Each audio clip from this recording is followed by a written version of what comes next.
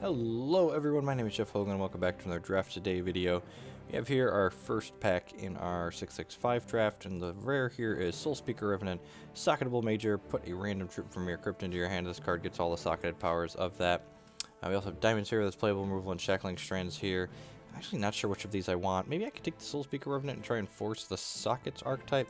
It's also just pretty playable in general. I haven't played a Blood Diamond deck in this format before. Yeah, let's screw it. Let's pick it up and kind of see what we end up getting here. So we look into our next pack, looking for ideally Blood and Diamond playable cards here.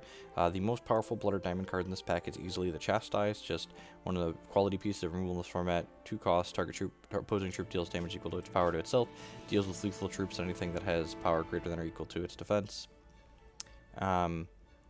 Other playables in this pack, Eager Lackey is one of the better wild cards in the set, but again, I think we want to try and play the Speaker as Reverent. So Blood Diamond, we're not going to force it, but if we can ideally pick up playable Diamond and Blood cards, we're going to go ahead and prioritize those for sure. And then we get this pack passed to us, and we have a Phoenix Guard Lancer here, 4/4 for 6, Diamond Sapphire, Mobilize, Steadfast. I think I'm going to go ahead and pick this up. This is just like a really powerful, uncommon, very, very strong.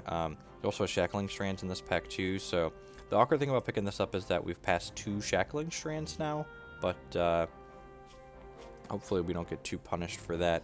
It is kind of sending the message that Sapphire could be open. The other card I considered taking over the Soul Revenant was a Shackling Strand, so feeling a little bit medium about this first pick now. Usually picking a 2-shard card as your first pick is a little bit of a trap, but we'll see how the rest of this pack goes before we, kind of make that decision whether or not we guessed right or wrong. Cerulean Sage is the best Sapphire card in this pack. Battle Scripter is like playable, but not particularly impressive. I'm gonna go ahead and grab the Cerulean Sage here, I think.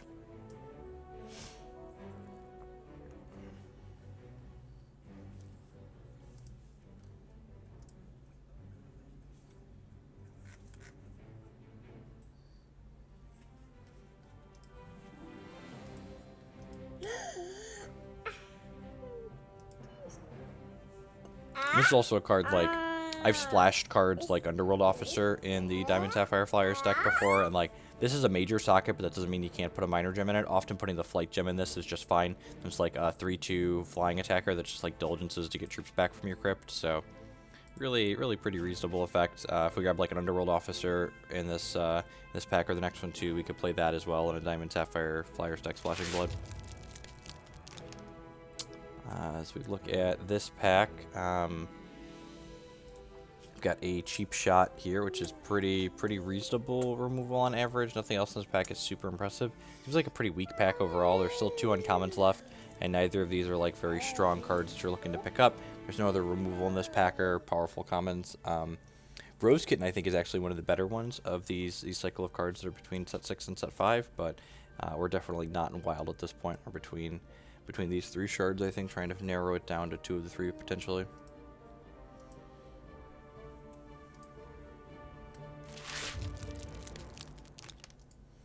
Look at our next pack here. We get past a Weeping Banshee. This has +1/+1 for each other socketed card you control and in your crypt. I've already got this Soul Speaker Revenant. Maybe we could grab this and just like start prioritizing socketed cards. Also Spiritbound Vicar in the same pack, which is kind of annoying. What's better? Is this the better card or is the Vicar? I feel like the Vicar is probably the better card if you get the Sockets Matter stack, right? This pack's not particularly strong overall. Yeah, I'm going to go ahead and grab the Spiritbound Vicar because I feel like the Weeping Banshee is most likely to wheel out of this pack. There's going to be 7 more picks of it, so it's come back to us with 3 cards, and I've definitely gotten third to last pick Weeping Banshees before. Nothing with sockets in this pack, but we have a Blindside here and an Outflank. Blindside sounds great with Soul Speaker Revenant, just like triggering the Diligence on our turn after we attack, so that way we can, what's it called? So we can get something back from the crypt. There's also an Awakened Herald in here in case we do decide we want to be in all 3 shards, so that's something we want to keep our eye on. Maybe prioritize picking the Awakened Heralds up a little bit higher than we normally would. Like this back here, no socketed cards. Necropolis Garroter is kind of just like a medium blood card, so I think I'm going to go ahead and grab the Awakened Herald since it can enable us to play 3 shards pretty reasonably. be like a base diamond deck with Ada as the champion and like splash powerful blood and sapphire cards. Like maybe we don't, the Cerulean Sage doesn't make the cut because it's just like kind of a cheaper, weaker sapphire card.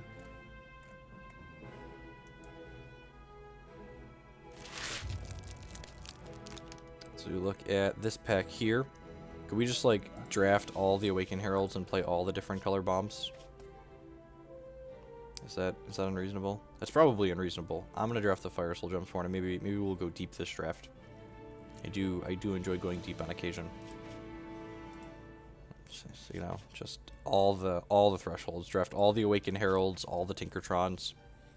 They all belong to us.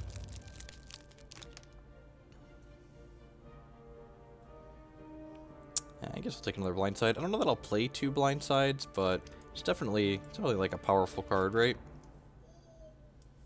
I'm gonna hide this cheap shot in this Cerulean Sage for now and prioritize being like base diamond with a bunch of splashes. Another Fire Soul Gemsworn. Yeah, that sounds great. It's really good with Spiritbound Vicar, right? Like other socketed troops you control at +1/+1. This makes a Black Fire Sorcerer when it comes into play. So this makes 2 socketed troops. You can put the Flight on Attack gem in this guy too. This gal.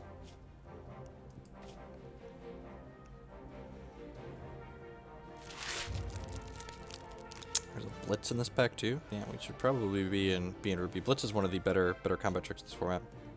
Target troop control gets +4/+2 this turn. Maybe, you know, the way this is moving, we end up on. I'm not even sure. We could end up honestly just in another. Yep. This card pushes mad damage. The fact that it's mobilized, so it's just like a 1-cost trick a lot of the time, is huge.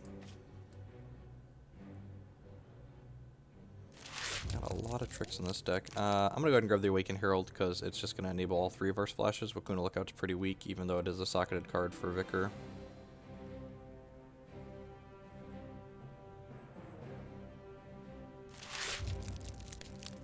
Alright, and the other Sockets Matters card that we were hoping to come back around did not, but that's fine.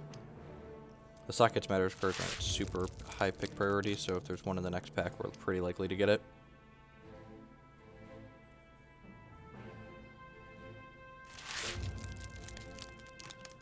Definitely not playing double Ruby cards. What bombs do we have here? Bombs.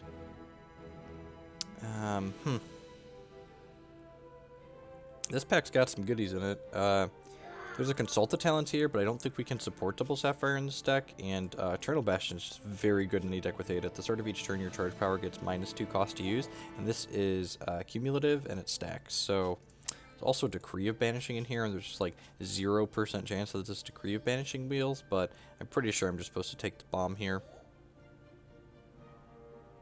Our deck is so expensive already, though, in terms of cost. But like we've got this Soul Speaker Revenant on top of the Eternal Bastion. Yeah, I'm gonna take this. Hopefully we see some more removal in this pack. Sweet. This is playable removal, but we got an Underworld Officer here, and we're definitely splashing blood, right? So 10 out of 10 gonna go ahead and pick this bad boy up. 2/2 for 3, that's unblockable and gets +1 power for each Underworld troop you control when attacked. So it's a 3 power unblockable at the very least. Even though we've got a lot of Ardent stuff, I think that's still just like, you just play this card because it's powerful.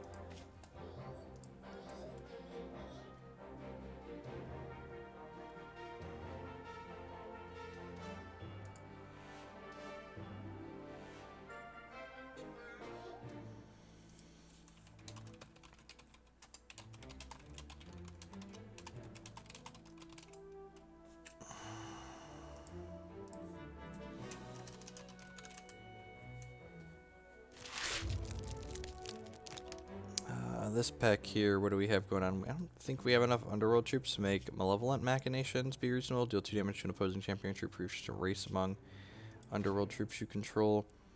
There aren't really any good diamond cards in here. There's a Vanquish, I guess. I guess we're kind of light on removal and would probably play a Vanquish. We don't actually have any 4s in our curve yet. I don't think I want the Skyspire Scholar. We kind of want troops, but at the same time, I really don't want more cards that are probably going to be off of our splash, so I'm going to go ahead and grab the Vanquish here. This is probably going to be like a 19 shard deck with how high our curve is and how many different thresholds we're going to try and play. Be a little ambitious here. 10 out of 10, going to go ahead and grab the Storm Raider here. Just like 2/2 flight, can revert target things, so really good flexible card overall.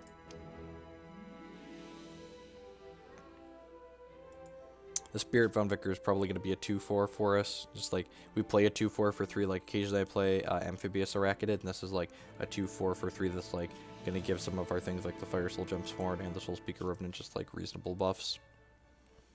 Our curve overall is a little bit high, so we kind of want to prioritize picking up like 1s and 2s at this point.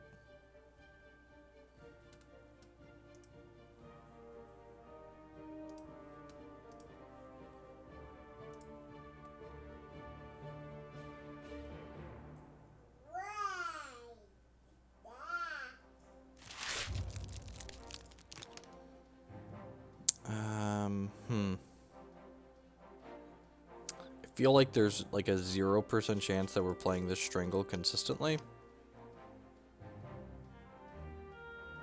An Acropolis Garroter in here. This is also off of our splash, but I feel like it's marginally better than trying to play this Strangle. At the same time, we have 1, 2, this would be our 4th potentially Sapphire cards. Like maybe I'm just supposed to like be grabbing these Sapphire cards up since they enable. Yeah, I definitely want single threshold things. One of the ways when you're building decks like this to try and keep it kind of manageable is you want to prioritize your thresholds that fit with your resource base. So you don't want to build your resource base to fit your thresholds. You want to kind of work with them hand in hand. So the way you can play a lot of different thresholds easily is not only with fixing, but also by making sure that the lots of different cards that you're playing have reasonable threshold requirements. So no double blood. This pack, we are in 4 different thresholds potentially, and nothing in this pack is exciting. Yeah, just if this was an on threshold coin for us, we would 10 out of 10 snap it up just so we can like play extra resources and flood a little bit less consistently, but nothing in here is particularly good. I guess I'll take like the Underworld Oppression so that way it can't get played against us in the first round, but not super excited to have taken that. Same thing in this pack. I guess we can go ahead and grab the Cheap Shot here. I have a Cheap Shot that I'm not playing already, but perhaps I should be.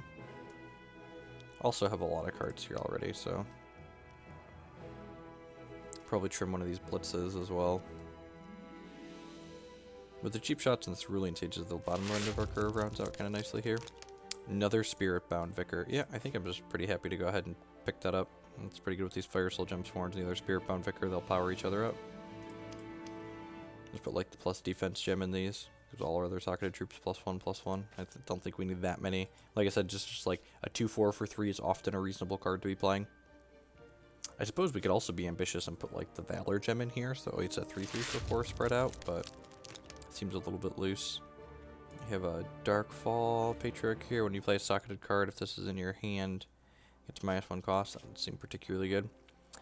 Another round of nothing in here seems super exciting. The Royal Halberd might be okay. Honestly, we're probably not going to play anything out of here. We got like 20 theoretical playables already. I'm just going to grab the Gravebane Vial for now. Explosive Interlude's like a piece of removal, and we're kind of light on removal, so we might actually end up playing this. We'll see exactly where we end up when all's said and done with the draft.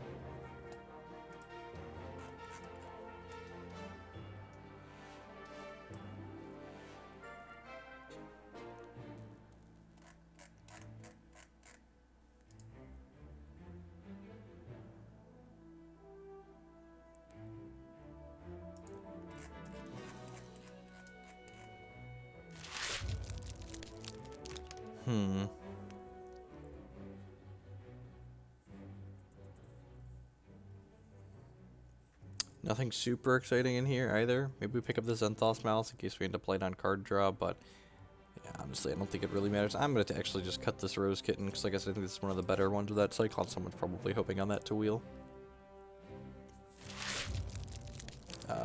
Moshpit Gladiator actually gets bigger from our Spiritbound Vicars, right? Maybe I should have been picking those with higher priority. I think we passed at least one other one of these earlier.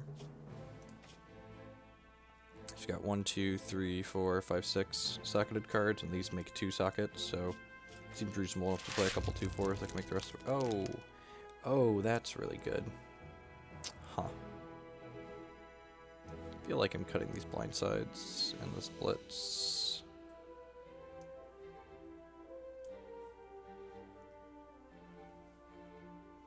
This deck is all sorts of ambitious. I love it. Blitzer's the closest thing to playable there. We'll see how this last pack goes. Looks like it's probably a little bit medium overall. I could definitely see an argument towards moving into just 3 thresholds here. Like, we've got this Underworld Officer, this Phoenix Guard Lancer that we picked up, and we got these Cerulean Sages here. But once this last pack goes around, like, we could probably just, like, play these Blitzes, and then, like, cut the 4 Sapphire cards. Use our curve a little bit high. Hopefully we can fill out the bottom end. Look at that. Get another socketed card here. 3/2 for 3. Major socket. Target opposing troop gets started turn this deals 2 damage to you. And there's actually nothing else in this pack that's like super exciting for us, right? So yeah, 10 out of 10. Just like play the 3 rares we open. Sign me up.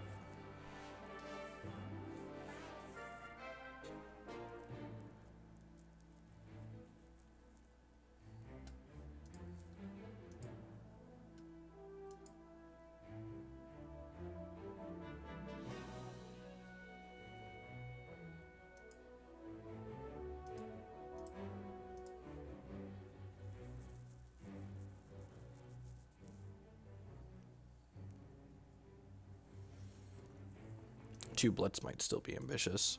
Probably want Ruby. So like another way you can build, I talked about when you're building decks with splashes and like weird threshold requirements, is that you kind of build it so you don't have double threshold requirements. Another way you can make your deck kind of play more consistently is that if all of your Ruby cards are more expensive, that means you're not going to need Ruby sources until later in the game. This pack doesn't have anything too exciting in it. Honestly, we might be in the market for a naive Lackey just because like it can jump in the front and can jump in front of stuff. Yeah, I don't think we're going to give anything else in this pack I play, and we're definitely looking for, like, removal and idiots to flesh out the bottom of our curve, and that is the latter.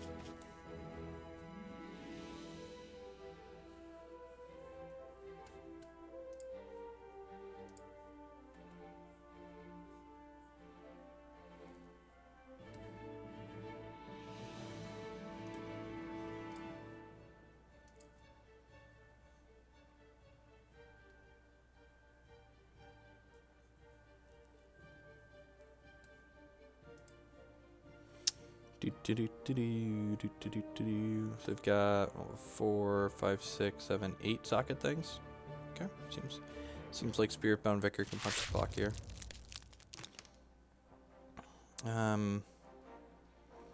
Yeah, there's a Dread Factory here. There's also an Ashwood Firebrand. It's just like a quality cheap troop. It's a little awkward that it's our third threshold, but I think this is worth it. Explosion's like kind of reasonable removal, but Double Blood is something we kind of want to avoid. So ideally, do we have just 0 double threshold requirements right now? That's pretty great, right? Just like actual 0? Sign me up. I wonder what gem we want to put in this. We could put the major Ruby gem in here so it draws a card when it attacks. That sounds kind of hot. God, we could do that with Soulspeaker Revenant too if we wanted. Although Soulspeaker Revenant, I feel like we want the Flight gem on it so that way it can attack evasively to trigger its Diligence consistently. It's probably like Impulse gem on here, Intimidate gems on the Gladiators, Soulspeaker will be Flight, Fire Soul Gemswords will be Flight.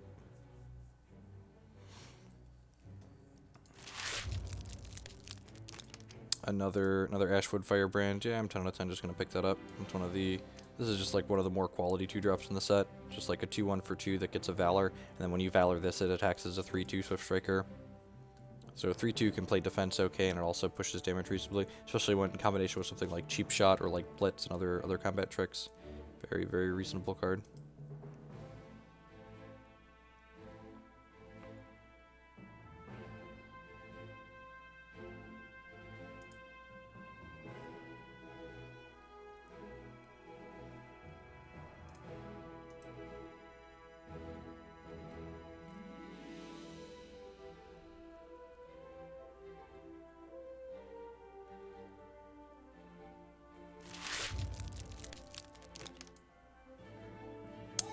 And then we get the reward here in this third pack. We got a Twilight Reverend, 3/1 for 4 with Life Drain and Flight, pay 6 life. This gets invincible until end of turn.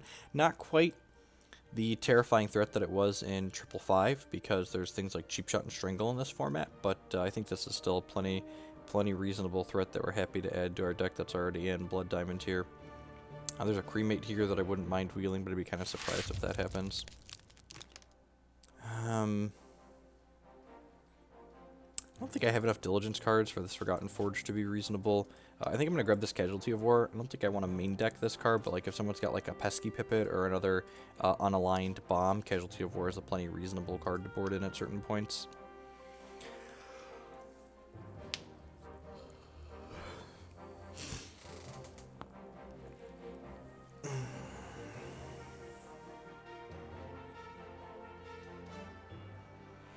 Yeah, actually, I think we picked up this Underworld Officer and this Phoenix Guard Lancer, but I think it's reasonable to just like end up playing our Tri-Shard Sockets Matters deck here. Geez, just like all the Ashwood Firebrands. If we're really fortunate, this Ardent Decree will wheel because it can help us with some of our fixing, but I think it's 10 out of 10 just like pick up this Firebrand and keep moving on with our life. We're going to go ahead and trim this Naive Lackey here. Would much rather have Valor producing 2-1s than an 0-1 that has to block to draw a card. Putting some Valors on our Twilight Reverend, also D's plus.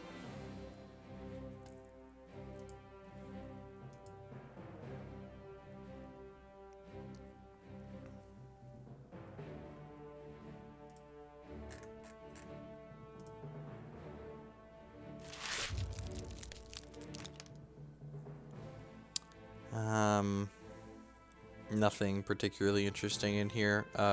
Not even really a card worth cutting, right? I guess like Wrong Turn's probably the closest thing to a playable card in the pack. You know, the glyphs are just like filler, retreats kind of mediocre, Buffalo, Mind Calls. Again, go ahead and we'll take the Wrong Turn, I guess. Even that card's not great.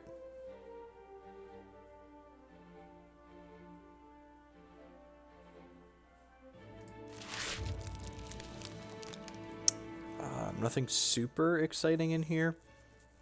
I suppose one thing we could do here is we could like pick up this Bolt Spasm, hoping, and then like trim one of these cheap shots, but that doesn't seem particularly exciting. I guess in general I'll just like take one of the constructed playable cards.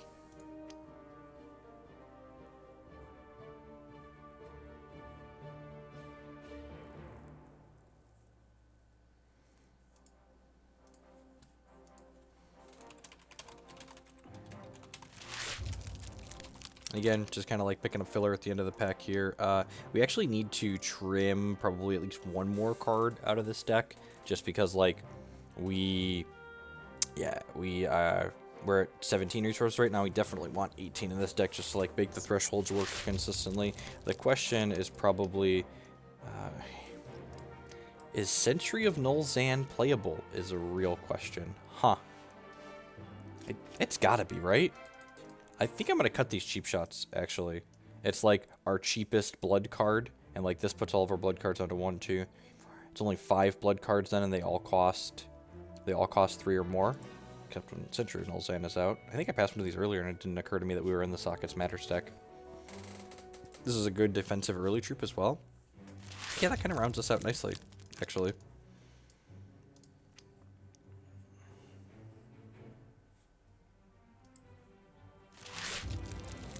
Cremate came back around too. Okay, Cremate's really sweet. Cremate is a card we will play over Cheap Shot because we already have a lot of cheap Ruby cards for like trying to play these Ashwood Firebrands consistently. The fact that Cremate came back around to us means that we were definitely right to read picking up these Fire Soul Gemstones and move into this Threshold type.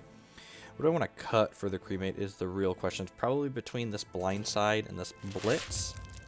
An Ardent Decree as well. Ardent Decree is a card that could let us play slightly less resources, but the fact that we have all these 5s probably means I just want the resources in the deck.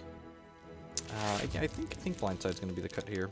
Hey, look at that, 2 glyphs. Pick your favorite unplayable.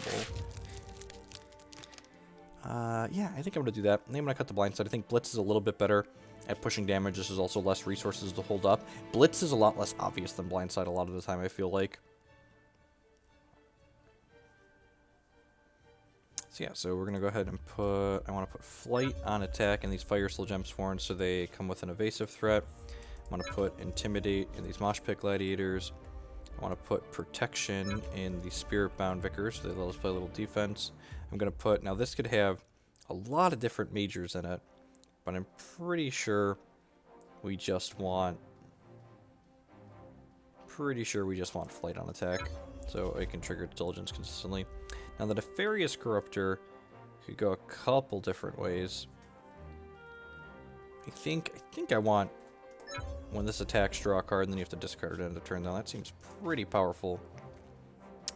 And then as far as champions go, we are 10 out of 10 playing Ada the Apparitionist with this deck, especially with what's it called, with Eternal Bastion here at our top end.